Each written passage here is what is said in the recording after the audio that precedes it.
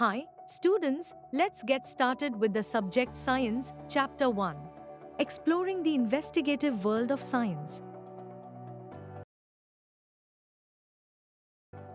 Our journey with curiosity into the world of science continues in Grade 8. We hope you bring along the spirit of adventure and exploration that has guided us so far. In Grade 6, we discovered how science begins with wonder, with simple why and how questions about the world around us. In Grade 7, we learned that science is always evolving, that each answer opens new questions, and how our ideas can slowly change as we explore deeper. Now, in Grade 8, we take the next step, entering the investigative world of science, where wonder and evolution come together to form the heart of how science works. We don't want you to just learn new facts, we want you to learn how to find new facts. Investigation in science means more than just looking at something and asking only simple questions. Now you can ask more focused questions and design ways to perhaps do simple experiments to answer those questions, and then use your observations to improve your understanding. Step by step, we will learn how to use questions as starting points to try to observe carefully, experiment thoughtfully, and explain clearly what we see. In doing so, each of you won't just be learners but also investigators, young scientists, exploring real-world puzzles. These may range from everyday life, like why does dough rise, to the bigger mysteries of Earth and beyond, like is the world getting warmer? As you turn each page of this book, we hope you notice the interesting design of our page numbers once again. On the left-hand pages, at the bottom, you'll find the image of a root, symbolizing the deep, solid foundation of knowledge that keeps us connected to our environment, traditions, and our cultural and natural heritage. On the right-hand pages, in the top corner, you'll find a kite soaring in the sky, reminding us that curiosity must take flight if we are to explore the unknown. Together, these two symbols, the root and the kite, invite you to stay grounded in real observations while allowing your ideas to soar towards new horizons.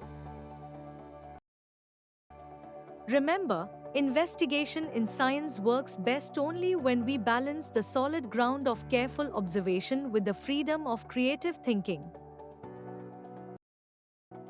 You will also notice some patterns in the lines at the bottom of the page. There are some hidden scientific thoughts in these as well. But don't worry, they are mainly to make the page a little less boring. Let us now take a brief look at the various stops on our journey this year and see where our curiosity, supported by strong roots and lifted by soaring ideas, might take us. This year, our investigative adventure will take us on a journey from the tiny microbes we can't see to planet-wide challenges we can't ignore. We will start by examining something as small as a single drop of water and uncover a hidden world of tiny organisms, unseen but deeply linked to us.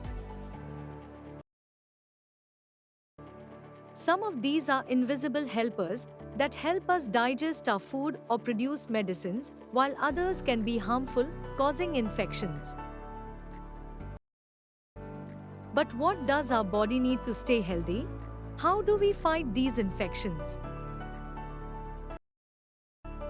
We'll find out how nutritious food, exercise, medicines, and vaccines help us stay healthy and fight infections. But that's just the beginning. In today's world, science does play a major role in improving our lives. For example, We use electric current in many ways to help make our lives easier. We depend on the heating effect of electric current to keep us warm, while the magnetic effect helps motors run and machines function. These phenomena depend on fundamental forces. So after watching electricity do work, we move on to study these forces themselves, starting with those that make objects speed up, slow down, or change direction. Understanding forces helps explain why a ball thrown up in the air falls back to the ground, or why a car stops when the brakes are applied. This also leads us to the idea of pressure, how the force is distributed over an object. The same concepts of force and pressure also decide how air moves. A small difference in pressure can result in a gentle breeze, while a stronger pressure difference can lead to strong winds and sometimes even cyclones. So, these forces are connected to powerful weather events like storms and cyclones that affect our daily lives, agriculture, and even our safety. To truly understand how air can exert pressure or why water boils at a certain temperature, we need to zoom into these materials and see what kind of particles they are made up of and how they move around. Everything around us is made of tiny particles. In materials that are solid, these particles cannot move much, while in gases they can move around freely. Classifying things around us is an important feature of science. We can also classify materials around us into elements, pure substances, compounds, two or more elements bonded together, and mixtures, combinations that can be separated physically.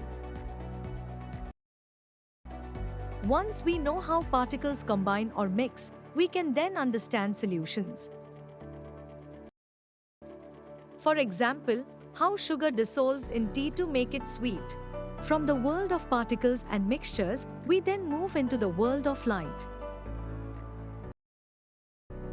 We'll study how light rays reflect off flat and curved mirrors and bends when passing through lenses, and helps us understand the working of many objects around us. The bending of light explains what happens when we see an image in a shiny metal spoon, or how corrective glasses help many of us see clearly. It's not just a polished mirror that reflects light, rough surfaces reflect light as well, and so does the moon. Depending on the relative positions of the Earth, Moon and Sun, a slightly different part of the moon is illuminated each night, giving rise to the beautiful phases of the moon that we see in the sky. Watching the periodic cycles of the moon's phases allowed humans to come up with the first calendars. By combining careful observations of sunrises, sunsets, and lunar cycles, various calendars came into being. Isn't it fascinating that the calendars which determine our routines on Earth are linked to the motions of objects far beyond our planet? But it's not just calendars or the movements of the sun and moon that are linked. Right here on Earth, there are marvelous and complex patterns of relationships between living organisms and their environments. Every living being, from tiniest insect to the largest whale, from blades of grasses to tall trees, depends on and responds to the air, water, sunlight, and other organisms around them, forming the ecosystems that support life on our planet. In the final chapter of this book, we can put it all together and try to understand what makes Earth just right for life, and to recognize the urgent challenges that our planet now faces. Most importantly, the Earth lies at the perfect distance from the Sun, where water remains liquid, and it has an atmosphere that provides the oxygen we breathe while shielding us from harmful ultraviolet rays. But human activities on the planet can cause small changes in the temperature of the Earth, disrupting climate patterns with dangerous consequences. At the heart of both the problem and any possible solution is us. We are the ones influencing Earth's climate. But we are also the ones who can, and must, use science to understand these changes and guide our actions. The same scientific principles that we have guided our journey through the middle stages, observing, measuring, experimenting, will be key in helping us protect the delicate balance on which life depends. The challenges ahead won't always be easy. We hope some of you will try to solve these difficult problems with curiosity as your guide. To help you think like a scientist, let us go back to a question we asked on the first page: why is one side of a puri thinner than the other? Firstly, remember that science is everywhere. You don't need a fancy laboratory to do simple experiments. Even your kitchen at home is a wonderful place to observe and ask questions. All you need is to start with curiosity, careful observation, and asking what happens if. Have you noticed how a puri or a bhatura puffs up when placed in hot oil? Or how a fulka swells when put directly on the flame? Why does it puff up like a balloon? And why is one side thinner than the other? These are questions a scientist might ask, and you can too. Let's see how we can investigate this simple everyday phenomenon like a scientist would. First, we will try to ask a scientific question. What are the different things that may change the way a puri puffs up when fried? To answer this, we may want to do some simple experiments. For that, we try and find out two main things: what all can we change or control when we do the experiment, and what all can we observe to see if these changes made any difference. In this case, we can perhaps think of the changing the thickness and the size of the rolled dough. We could also try to use different types of flour, atta, maida, etc. While frying the puri, we can also change the temperature of the hot oil, or try and drop the rolled dough into the oil in different ways. Drop it vertically, slide it at an angle, slide it slowly. Notice that these are things that we can control. However, to make sense of the changes, we also need to think of what we can observe or measure. Some of these may have just yes/no answers. In some cases, there might be a number we can measure. Maybe we can start by checking whether the puri puffs up, yes/no, or we can measure the time it takes to puff up, seconds. We can check whether a very thick layer of dough still gives a thin side to the puri. Further, while doing such experiments, it is better to change only one thing at a time while keeping the other conditions same. For example, if we wanted to see the effect of boiling hot, and not very hot oil, we would use circles of dough of the same thickness and drop them in the same way.